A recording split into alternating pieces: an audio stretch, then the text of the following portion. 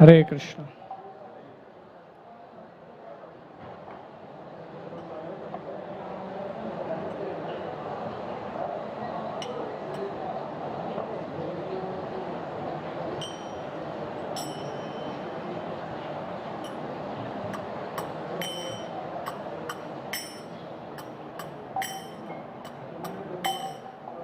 जय राधा माधव कुंज बिहारी, जय राधा माधव कुंज बिहारी, गोपीजन वल्लभ गिरिवरधारी, गोपीजन वल्लभ गिरिवरधारी, यशोदानंदन ब्रज जनरंजना, दना ब्रज जनरंजन, यशोदानंदन ब्रज जनरंजना,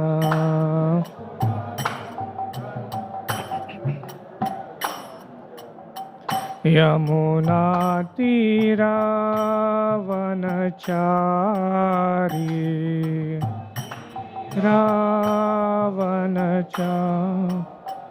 यमुना तीरावनचारी,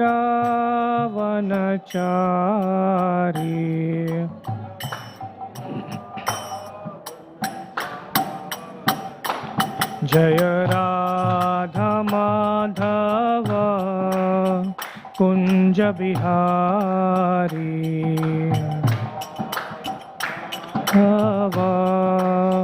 कुंज बिहारी, गोपीजन वल्लभ गिरिवरधारी, गोपीजन वल्लभ गिरिवरधारी, यशोदानंदन ब्रज जनरंजन,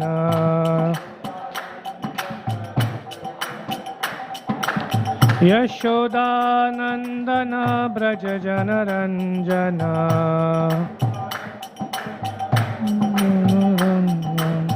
यमुना तीरावनचारी,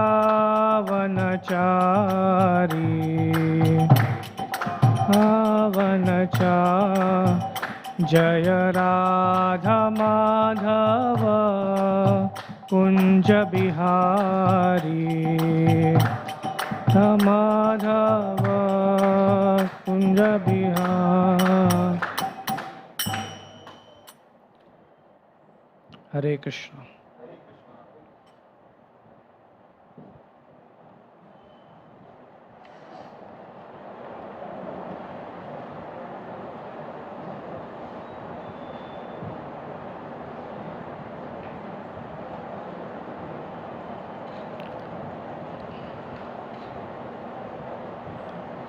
ओम नमो भगवते वासुदेवाय,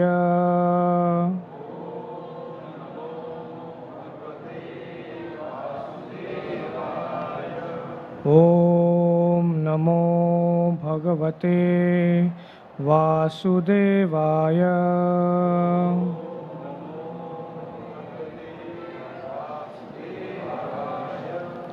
ओम नमो भगवते वासुदेवाय,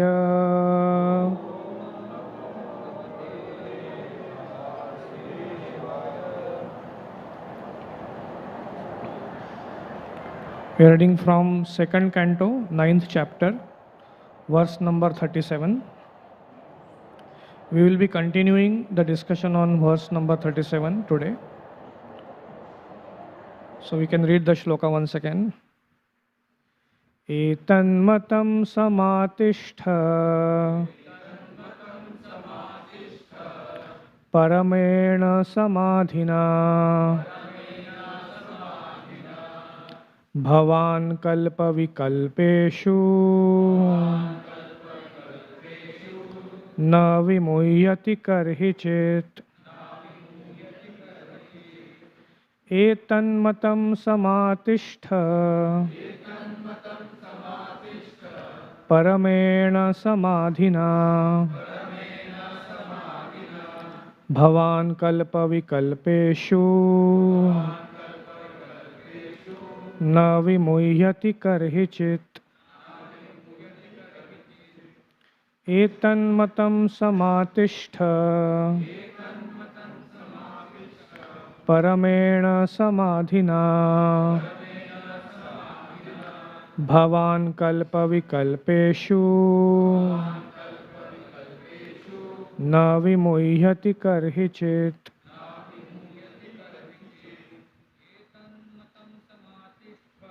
एतन्मतं समातिष्ठ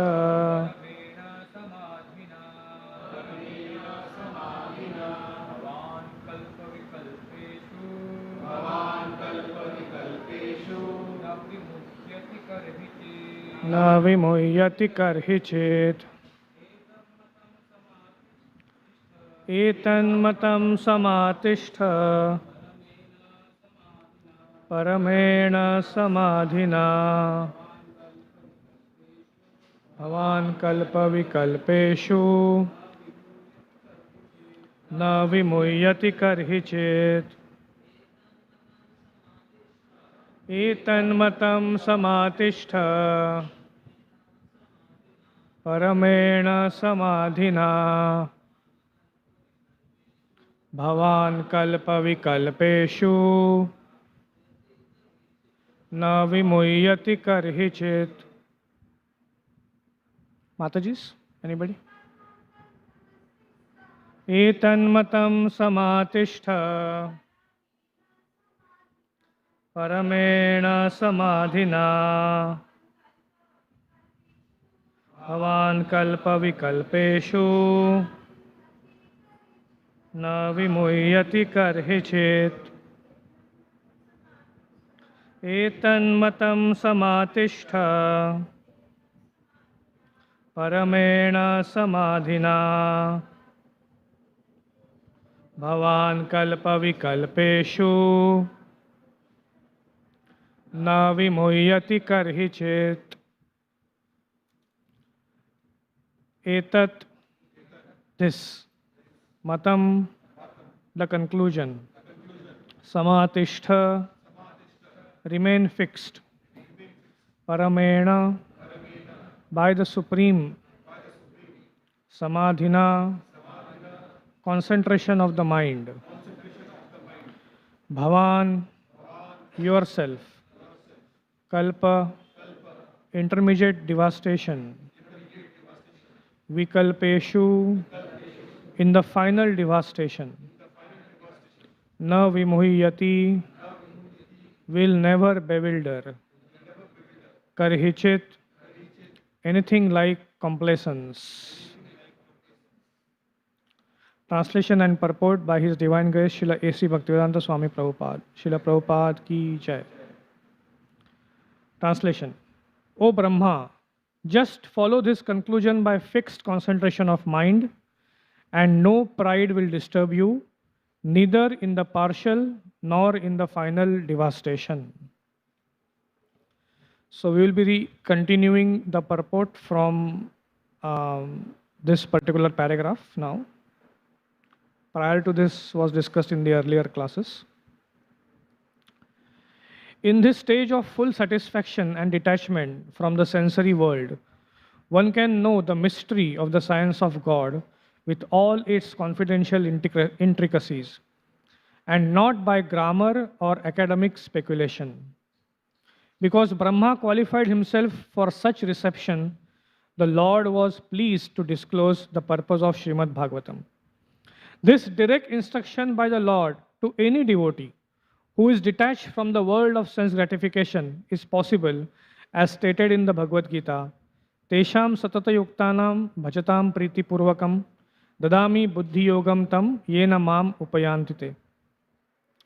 Unto the devotees who are constantly engaged in the Lord's transcendental loving service, priti purvakam, the Lord, out of His causeless mercy upon the devotee, gives direct instructions so that the devotee may make accurate progress on the path returning home back to Godhead. One should not therefore try to understand these 4 verses of Srimad Bhagavatam by mental speculation. Rather, by direct perception of the Supreme Personality of Godhead, one is able to know all about his abode, Vaikuntha, as was seen and experienced by Brahmaji. Such Vaikuntha realization is possible by any devotee of the Lord situated in the transcendental position as a result of devotional service. In the Gopal Tapani Upanishad, Shruti, it is said, Gopavesho me Purushaha Purastad Avir Babhuva. The Lord appeared before Brahma as a cowboy, that is, as the original personality of Godhead, Lord Krishna Govinda, who is later described by Brahmaji in his Brahma Samhita in 5.29, Chintamani Prakarasadmasu Kalpavruksha Lakshavruteshu Surabhir Abhipalayantam Lakshmi Sahasra Shatasambhrama Sevyamanam Govindamadi Purusham Tamaham Bhajami. Brahmaji desires to worship the original personality of Godhead, Lord Shri Krishna, who resides in the topmost Vaikuntha planet known as Goloka Vrindavan, where he is in the habit of keeping Surabhi cows as a cowboy, and where he is served by hundreds and thousands of goddesses of fortune, which is the gopis, with love and respect. Therefore, Lord Shri Krishna is the original form of the Supreme Lord, Krishnastu Bhagwan Swayam. This is also clear from this instruction. The Supreme Personality of Godhead is Lord Krishna and not directly Narayan or Purusha avatars, which are subsequent manifestations. Therefore, Srimad Bhagavatam means consciousness of the Supreme Personality of Godhead, Lord Krishna, and Srimad Bhagavatam is the sound representation of the Lord as much as Bhagavad Gita is. Thus, the conclusion is that Srimad Bhagavatam is the science of Lord, in which the Lord and his abode are perfectly realized. Om Ajnanatimirandhasya Jnananjanashalakaya Chakshurun Militam Yena Tasmai Shri Gurave Namaha Shri Chaitanya Manobhishtam Stapitam Yena Bhutale Swayam Rupa Kadamaiham Dadati Swapadantikam Vandeham Shri Guru Shri Yuta Padakamalam Shri Gurun Vaishnavamscha Shri Rupam Sagrajatam Sahagana Raghunathanvitam Tam Sajivam Sadvaitam Savadhutam Parijana Sahitam Krishna Chaitanya Devam Shri Radha Krishna Padan Sahagana Lalita Shri Vishakhanvitamscha Namo Vishnupadaya Krishna Preshthaya Bhutale Shrimate Bhaktivedanta Swamin Niti Namine Namaste Saraswate Deve Gauravani Pracharine Nirvishesha Shunyavadi Paschatya Deshatarine Jai Shri Krishna Chaitanya Prabhu Nityananda Shri Advaita Gadadhar Shrivasadi Gaura Bhakta Vrinda Hare Krishna Krishna Krishna Hare Hare Hare Rama Rama Rama Hare Hare. Hare Krishna. So we welcome everyone for this session of Srimad Bhagavatam. I would like to also offer my humble obeisances at the feet of all the assembled Vaishnavas, all my God brothers and well-wishers. Hare Krishna. So in the last 3 sentences of this verse, Srila Prabhupada actually summarizes the glory of Srimad Bhagavatam. The first sentence which Prabhupada says is that therefore Srimad Bhagavatam means consciousness of the Supreme Personality of Godhead, Lord Krishna. Then he says, Srimad Bhagavatam is the sound representation of Lord Krishna as much as Bhagavad Gita is. And in the third statement, Prabhupada says, The conclusion is that Srimad Bhagavatam is the science of Lord Krishna, in which the Lord and his abode are perfectly realized. So Srila Prabhupada is actually summarizing this entire purport in these 3 sentences. The first sentence was very powerful. Prabhupada says Srimad Bhagavatam means consciousness of the Supreme Personality of Godhead, Lord Krishna. How do you understand this particular fact? Most of us who came to Krishna consciousness movement, this doubt always was there in the mind. What is this consciousness? Why you call it as Krishna consciousness movement? And most of the people did not understand this. What I realized in my earlier days, like I was also accustomed to, I was introduced to certain other paths of spirituality also through my grandmother and other places. And there was a particular practice that everyone followed, a particular language that everyone spoke, but somehow that feeling was there that something is different here in ISKCON. There is something different. That actually was very attractive. And more attractive was this concept of consciousness. I had never heard this word before. So what is this consciousness all about? And then in the early parts, I remember we used to have counseling meeting. And in one of the meeting, our counselor, that time Sri Rama Prabhu, he told a very nice thing. And that has, since that time, stuck my heart. And which is exactly what Prabhupada is saying here. That Srimad Bhagavatam is consciousness of Krishna. And he said that if you have to literally translate this word, Krishna consciousness, of course in Hindi we say Krishna Bhavanamrut Sangha, etc. like that. But if you have to literally translate this word, Krishna consciousness means Krishna Chaitanya. So Srila Prabhupada actually named the entire movement after Krishna Chaitanya, who is Lord Shri Chaitanya Mahaprabhu. That is Krishna consciousness. And here Prabhupada is saying Srimad Bhagavatam is Krishna consciousness. Therefore, if holy places in your heart, wherever your lotus feet land, those are the holy places. And today those lotus feet are landed on my chest. So my chest has become a holy place. This is what Lord is thinking.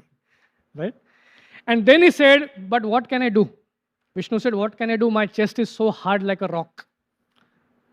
Now how can Vishnu's chest be hard like a rock? I mean, his chest may be hard like a rock, but his heart is soft like butter. Everyone knows that. But Lord Vishnu is saying that my chest is hard like a rock. So your feet must have got hurt. So please sit here. I will just serve your lotus feet. Right? And then Radhanath Maharaj in his lecture, he was mentioning, after hearing this, Durvas Muni could not utter a single word. There were just tears and tears and tears coming from his eyes. He went into ecstasy. He could not understand what is happening. The same way the logicians and grammarians cannot understand what is happening. When they see these things, these are mystical. Why it is happening? Because there is immense satisfaction. Then the personality of Lord Vishnu is mentioned as Shantakaram, Bhujanga Shayanam, Padmanabham Suresham. He is a personification of peace. And Vishnu says himself in Bhagavad Gita that those who know that I am the supreme enjoyer, I am the proprietor, and I am the cause of all causes, they attain supreme peace. So without Lord Vishnu, peace is not possible. And with Lord Vishnu, any living entity could be as insignificant as possible, can demonstrate the supreme peace. This is possible. Therefore, there is a very beautiful verse spoken by Rupa Goswami, and he uses the same word which is there in this Evam Prasanna Manaso. So similar word is used also by Rupa Goswami. He says, Bhavantam Evanutaram Nirantara, Bhavantam Evanucharan Nirantara, Prashanta Nishesha Manorathantara, Kadaham Aikantika Nitya Kinkaro, Praharsha Ishyami Sanatha Jivitam. So such a beautiful verse, Rupa Goswami says. He says, one who is a Sanatha, and that's what Prabhupada is saying here, that how does one develop that supreme peace? How does one develop that supreme satisfaction? Simply by engaging in devotional service under the guidance of spiritual master. That's it. One immediately develops that supreme peace in the heart. Right? But the test is that the person is actually engaged in devotional service and doing the service sincerely. If that is happening, you will immediately see the result. The person has immense peace in this life. Just like some of these examples which I gave. Whenever you see such examples in front of you, you will see them happening around you. Right? But just be sure that that person is actually experiencing the immense peace. And that is a person you should associate with in your life. That is the person you should associate with. Right? So what I realize is that I may not be qualified to carry the DT or whatever, but I was definitely not qualified to associate with such wonderful persons that I'm associating with. I'm not realizing that fortune. Because anywhere you see such type of demonstration, you understand that there is immense peace, and because a person is following the instructions of spiritual master, he is able to exhibit that peace. So the same word, so what is Rupa Goswami saying?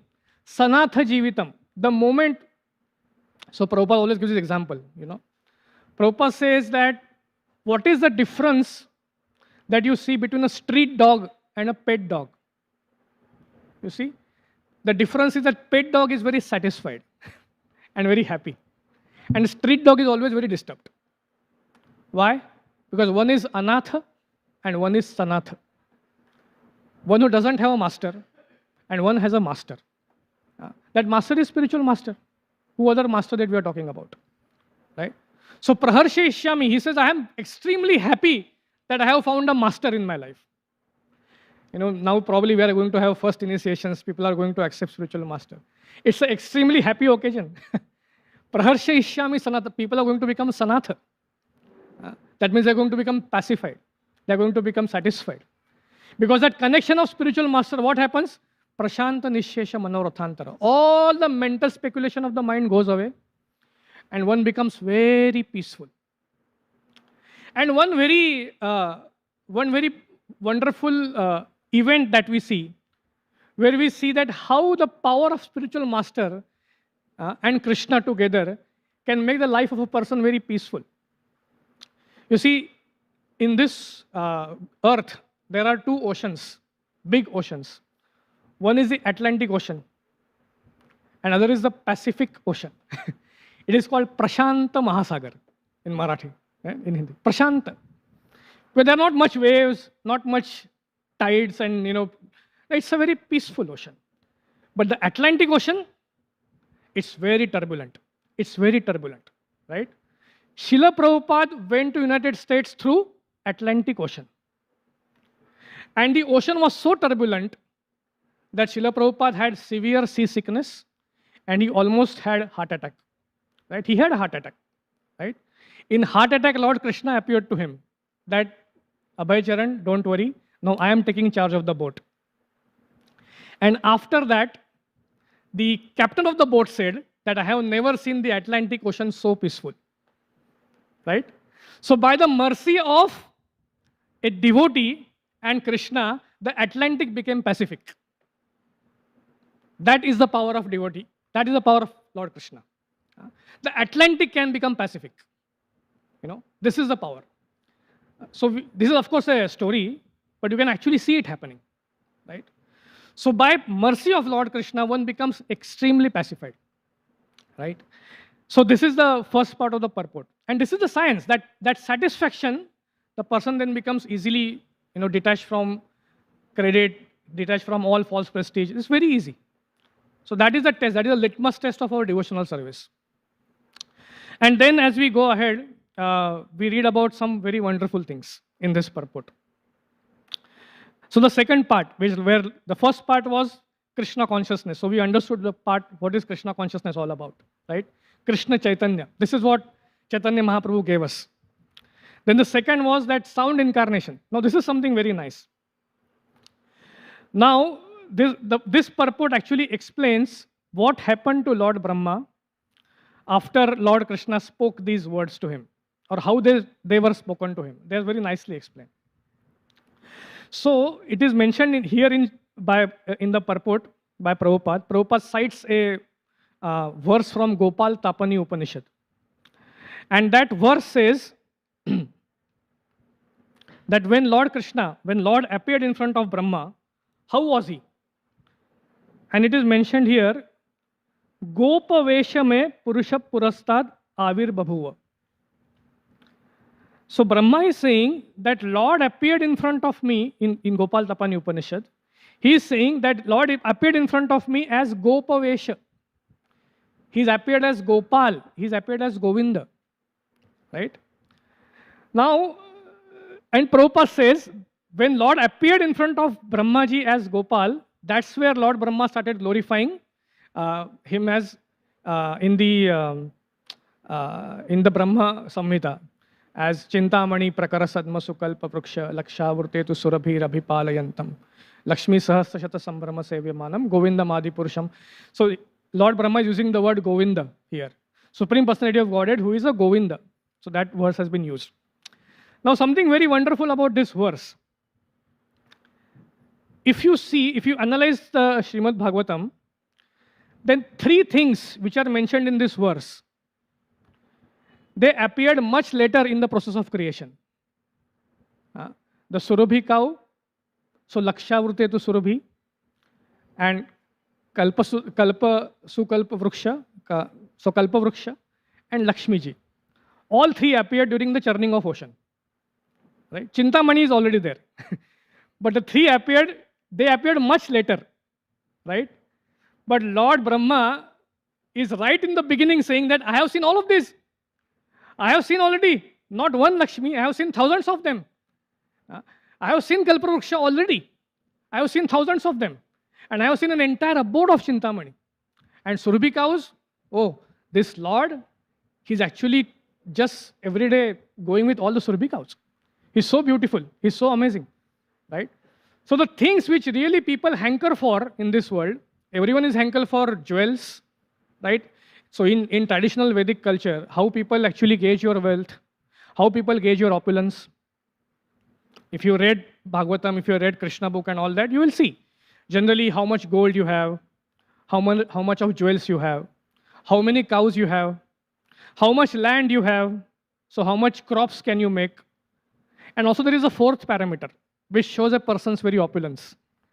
The fourth parameter is how many beautiful women are there in your house. That also shows a person's opulence, right?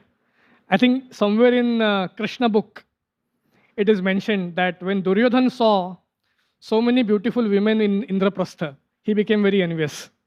And Prabhupada writes in Krishna book that it's a part of opulence. If there are a lot of beautiful women in the house, it's the opulence. That means the person is very opulent. So all these four things. So you want crops, okay, you have to till the land and you have to take the crops. But boss, here I have Kalparuksha tree. No need of tilling land. Just go to Kalparuksha. I want 1 kg rice. Immediately available. 1 kg, Khapli gahu, emmer wheat. Immediately available. Milta nahi hai market mein. Just go to Kalparuksha. Immediately, in one shot, they will give you. I want 1 kg mangoes. We had 10,000 mangoes, 1,200 mangoes or something on mango festival. Kalparuksha will immediately give you. So, you want land? What do you want land for? For crops. But here I have Kalparuksha tree, and not one, millions of them. You want milk? I have Surabhi cow.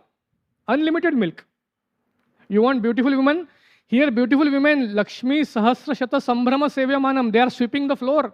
They are doing seva in the house. Not that they are just decorating the house. So many beautiful women. Right? And the entire abode of Chintamani. Touchstone. How much gold you want to have? The whole abode is of touchstone. So that is the power of Lord Krishna. So Brahmaji is so mesmerized. But amongst this all wonderful opulences and all wonderful, shine and show shine and everything, the person who is the enjoyer of that is in a Gopavesha. How does it look like? That is not understandable by ordinary person. Right? Not understandable. Person who is enjoying all these opulences is just a Gopavesha.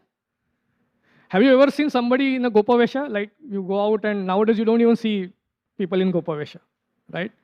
If you go to Goregaon station, if you walk a little bit in the west side, there is one monument there of one person holding a cow in the hand. And below that it is written the name of that person. He is a Gopa. Means he's actually a cow protector. And he's just wearing that black shawl like that and holding a cow calf in the hand. And doesn't look like God at all. I mean, it looks like a very ordinary person, right? Nothing like God. But that's how God is. Among all these wonderful opulences, he's there as a simple cowherd boy. And Prabhupada mentions that is what is attractive about Lord Krishna. That how can he be so simple amongst everything? Because there is immense satisfaction. There is prashant. There is satisfaction. That Supreme Personality of Godhead then spoke personally. Right? He spoke personally to Lord Brahma. Now Prabhupada mentions one more wonderful point in this purport. He says that Lord Brahma qualified himself to come to that stage of seeing this darshan of the Lord. Now, how did Lord Brahma qualify himself? Now, at the beginning of the creation when Lord Brahma was born. So this is just one principle that I learned. And this is my understanding. Please correct me if I'm wrong. But this is just my understanding. So when Lord Brahma was born, there's practically nothing there. Right? The only two syllables that he heard is tapa. And immediately he started engaging in tapasya. Now, how do you understand tapasya in general? That way. Tapasya means what? There are other things that are really distracting you, that you want to really enjoy, and you abstain from those things. Then tapasya. Now, for Brahma, there is nothing to enjoy, because nothing has been created so far. So, what tapasya is to be performed? So now, just see this point, okay? And please let me know if I'm wrong. What was Lord Brahma doing until the time that these words were spoken to him? He was climbing up and down and finding the source, right? As soon as he heard these words, tapa, he sat in one place and started following austerity and started following the meditation of whatever he was asked to do. As soon as the words came, he sat there. So for Lord Brahma, what were the options available? There were two options available. One option was continuing this search himself, ignoring this word, because he has still not found anything. And no one stops you from exploring. The only direction that he explored was downwards. Maybe there was something this side, maybe something this side. I don't know. There was maybe more things to explore. But as soon as Brahma heard it, he sat in one place. So when I thought of this particular thing, I realized that this instruction of the Lord is very similar to what Chaitanya Mahaprabhu told to that Kurma Brahman. So that Kurma Brahman also wanted to actually go out with Lord Chaitanya and travel to all the places. Chaitanya Mahaprabhu told him that you stay in one place. Stay in one place and hear. Sthane sthita shrutigatam tanuvan manobir. Stay in one place and hear. If you do that, what will happen? Kabuna badhibe tomar vishaya taranga punarapi ethai pabe mora sanga. Mahaprabhu said, I promise you that vishaya taranga, Maya Devi will not disturb you, and in the same place you will get my darshan once again. So we see in case of Lord Brahma, Lord Krishna told him, sit in one place and do tapasya. And after he did the tapasya, he actually came. Punarapi ethai pabe mora sanga. He actually came in front of him as Gopa. He gave him the darshan. So that those instructions which Chaitanya Mahaprabhu gave him and which Lord is giving to this particular, to Lord Brahmaji. And Lord Brahma, and if you see the words of this shloka, the translation, they are very same. Just see what Lord is saying. He is saying, Brahma, just follow this conclusion by fixed concentration of mind and no pride will disturb you. Same thing, right? Kabuna badhibe tomar vishaya taranga. Same thing he is speaking. And says, neither in the partial nor in the final devastation. Right? Very, very similar instruction that has been given. Right? So what did actually Lord Brahma do here? What was the tapasya? The tapasya was to agree to the instruction of the spiritual master. That is tapasya. So the greatest tapasya that anyone can follow is to agree to the instruction of the spiritual master and to cooperate with that instruction. Right?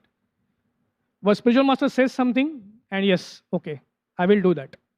I'll cooperate with that. That cooperation pleases the Lord very much. Because if you actually see how much tapasya did Lord Brahma do, many scholars and many other, I have heard from many devotees also, that Brahma did tapasya for 1000 celestial years.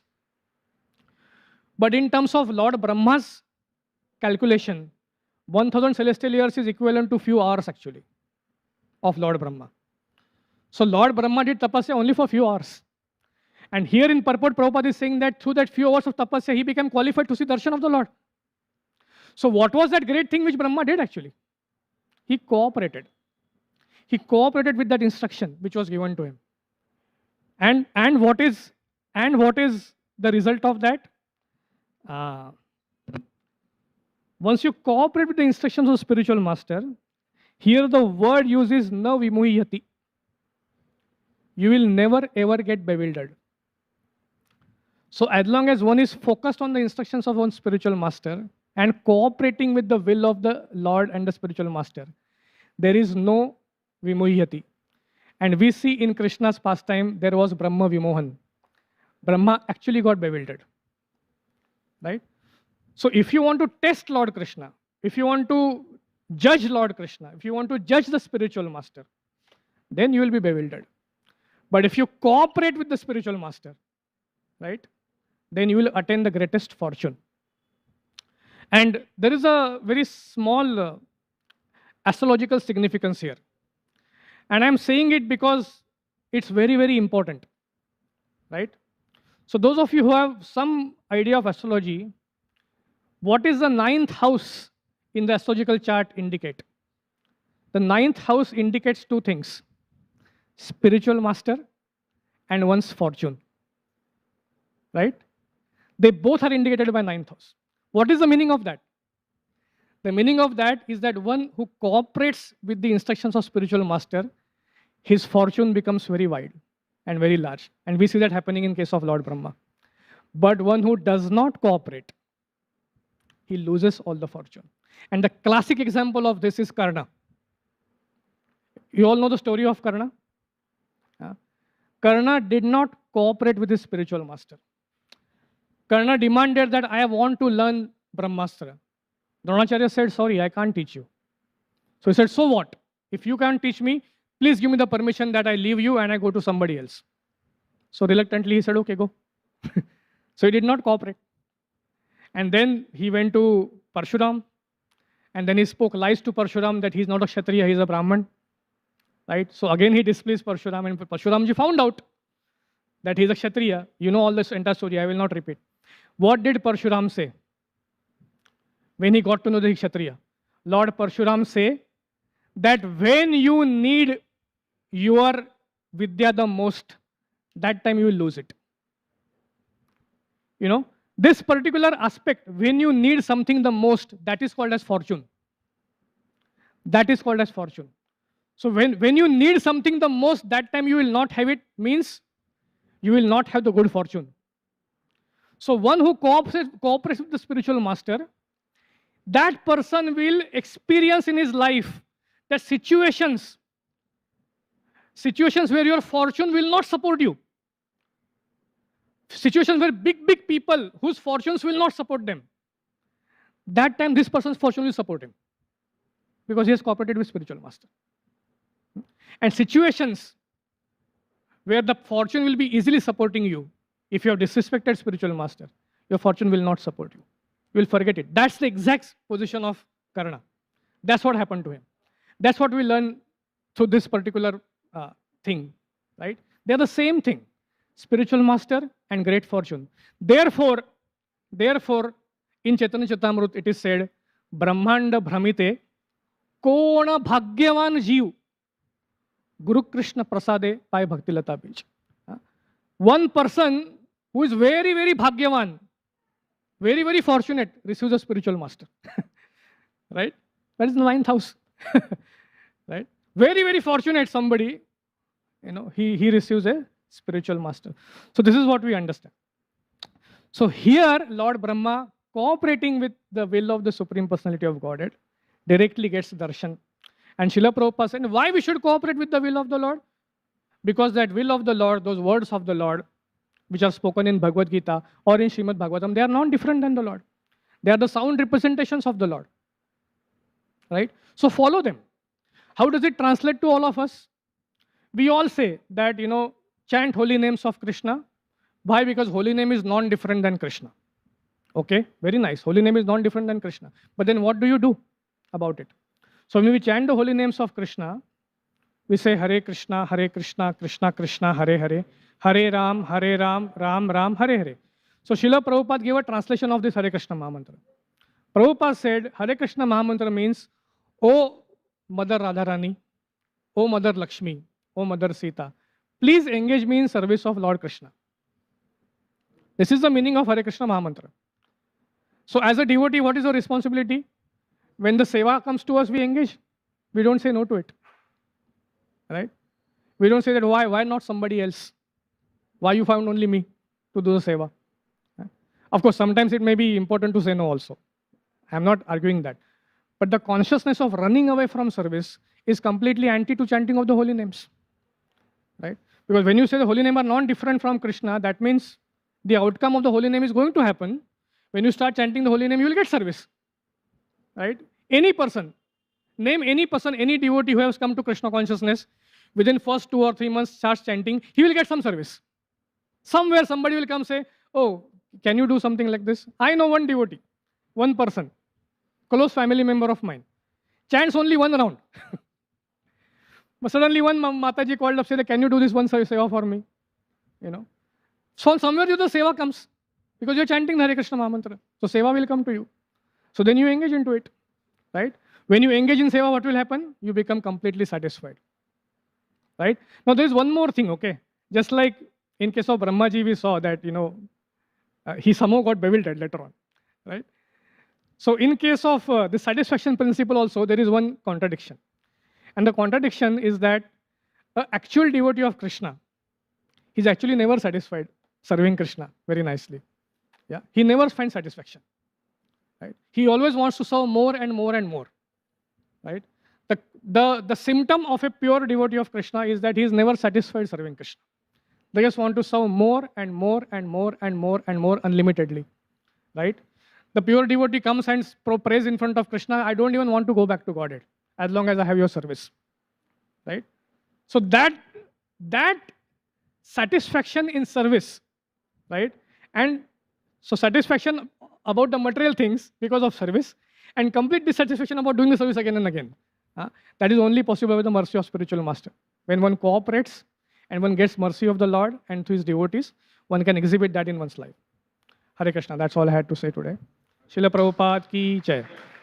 Granthara Srimad Bhagavatam ki jai. We can take any questions if there are, or we can end the class. Hare Krishna, thank you.